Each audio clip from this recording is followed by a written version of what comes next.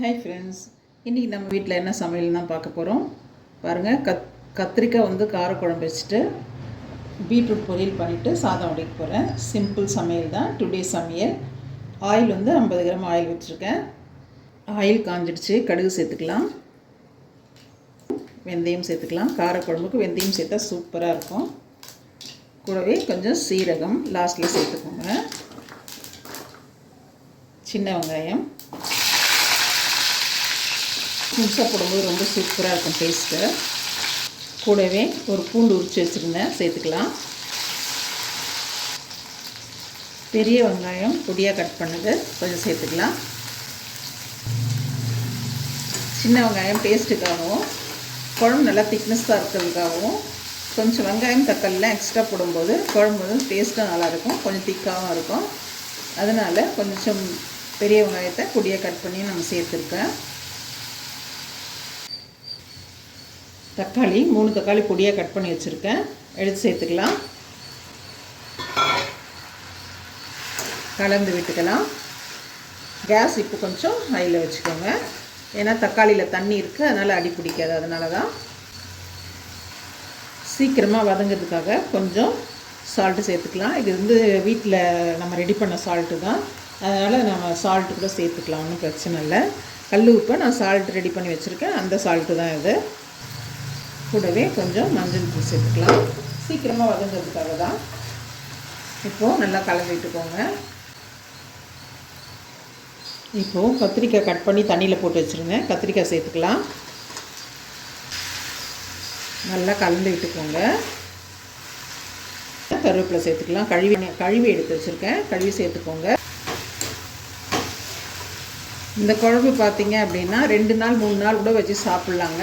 வெளியிலே வச்சு சாப்பிட்ணும் அப்படின்னா தினம் சூடு பண்ணிட்டிங்கன்னா வெளியிலே வச்சு 3 நாள் கூட சாப்பிட்லாம்.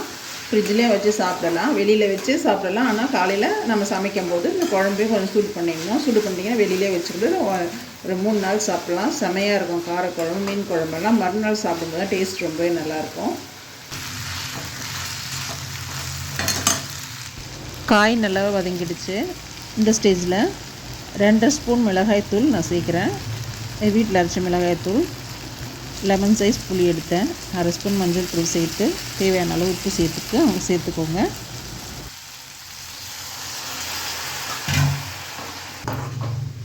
இந்த மாதிரி புளி தண்ணி விட்டு இந்த மாதிரி நம்ம கலந்து விடும்போது நம்ம காரம் உப்பு எல்லாமே அந்த காயில் வந்து நல்லா ஒட்டி பிடிக்கும், நல்லா வந்து காயில் ஏறும். நம்ம காய் சாப்பிடும்போது கூட டேஸ்ட்டு நல்லாயிருக்கும். அதனால தான் வந்து அது இல்லாமல் பச்சை மணமும் போகும். இந்த மாதிரி நம்ம வதக்கி விடும்போது மிளகாய்த்தூளோட பச்சை மணம் போகும், வாசனையும் நல்லா கமகமன்னு இருக்கும் குழம்பு. அதுக்காக தான் இந்த மெத்தடில் செய்கிறது. இப்போது நான் புளி கரைச்சி வச்சுருக்கோம் இல்லையா, அதை சேர்த்துடலாம். நான் வந்து வடிகட்டி எடுத்து ரெடியாக வச்சுருக்கேன்.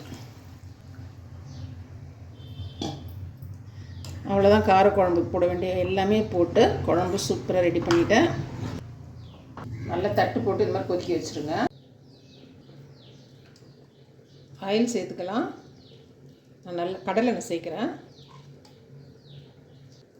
கடுகு 1/4 டீஸ்பூன், சீரகம் 1/4 டீஸ்பூன் சேர்த்துக்கலாம். வெங்காயம் பொடியாக கட் பண்ணி வச்ச வெங்காயம் சேர்த்துக்கலாம். பொடியாக கட் பண்ணிக்கோங்க. கூடவே பச்சை மிளகாய் 2 நீல வாக்கில் கீறி வச்சுருக்கேன், அதையும் சேர்த்துக்கலாம். வெங்காயம் வதங்கிறதுக்காக கொஞ்சம் சால்ட் ஆட் பண்ணிக்கலாம்.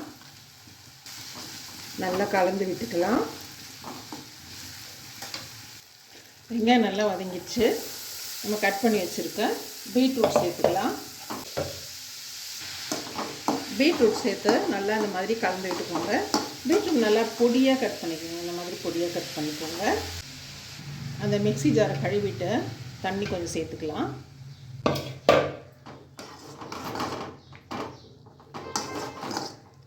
அதான் பொடியாக கட் பண்ணியிருக்கனால நிறைய தண்ணி சேர்க்க தேவையில்லை. ஒரு அரை கிளாஸ் தண்ணி சேர்த்தா போதும். கொஞ்சம் சால்ட் நம்ம வதக்கும்போது சேர்த்துருக்கோம், இப்போ கொஞ்சம் சால்ட் ஆட் பண்ணிக்கலாம். கலருக்காக மஞ்சள் தூள், கிருமி நாசினி இல்லையா, மஞ்சள் தூள் எல்லாத்துலேயும் ஆட் பண்ணணும்.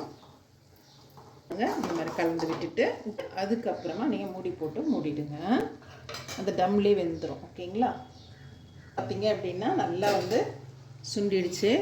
சுண்டிட்டு நல்லா குழம்பு வந்து திக்காயிட்டு சூப்பராக வந்திருக்கு.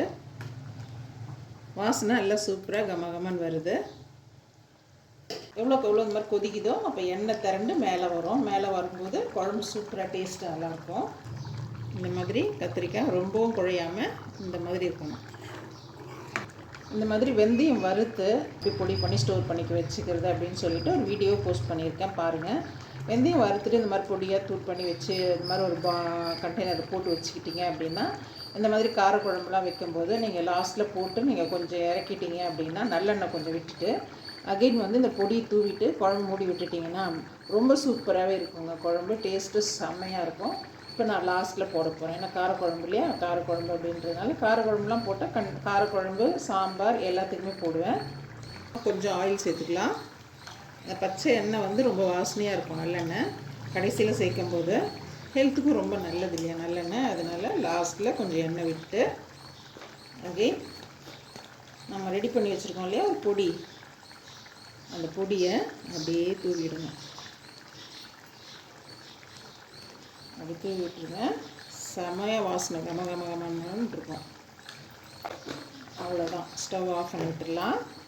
பாருங்கள், இந்த மாதிரி நான் ரெடி பண்ணி வச்சுருக்கேன். இந்த மாதிரி எப்படி ரெடி பண்ணுறதுன்னு நான் வீடியோ போட்டிருக்கேன் பாருங்கள். இந்த மாதிரி வந்து தேங்காய் வந்து நல்லா வாஷ் பண்ணிவிட்டு நல்லா க்ளீனாக தொடச்சிட்டு மேலே இருக்க தோலெல்லாம் நல்லா ரிமூவ் பண்ணிவிட்டு மிக்ஸி ஜாரில் போட்டுட்டு ஈரம் இல்லாத மிக்ஸி ஜாரில் போட்டு நல்லா பொடி பண்ணி வச்சுக்கோங்க. ஃப்ரிட்ஜில் வச்சுட்டிங்க அப்படின்னா 1 வீக் ஒரு 10 நாள் ஆச்சுன்னா கூட உங்களுக்கு தேங்காய் இதே மாதிரி ஒயிட் கலர்லேயே இருக்கும். சூப்பராகவும் இருக்கும். எந்த பொரியல் பண்ணணும் எதுக்கு சட்னி அரைக்கணும்னாலும் எடுத்து நம்ம ஒரு ஸ்பூன் யூஸ் பண்ணிக்கலாம். நம்ம வேலை குயிக்காக முடிஞ்சிடும். இப்போ நான் இந்த தேங்காய் தான் போட போகிறேன் நம்ம பீட்ரூட் பொரியலுக்கு. பீட்ரூட் பொரியலுக்கு நம்ம ரெடி பண்ணி வச்சுருக்க தேங்காய் சேர்த்துக்கலாம்.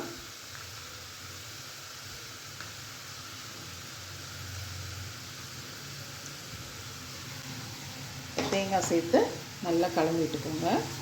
இந்த மாதிரி நம்ம ரெடி பண்ணி வச்சுக்கிட்டோம் அப்படின்னா ஈஸியாக நம்ம பொரியல் பண்ணும்போது அப்படியே சேர்த்துக்கிறதுக்கு வசதியாக இருக்கும். சட்னி அரைக்கணும் அப்படின்னா கூட நம்ம ஈஸியாக எடுத்து உடனே செகண்ட்லேயே சட்னி அரைச்சிடலாம். பாருங்கள் எவ்வளோ சூப்பராக பொரியல் ரெடி ஆகிடுச்சு.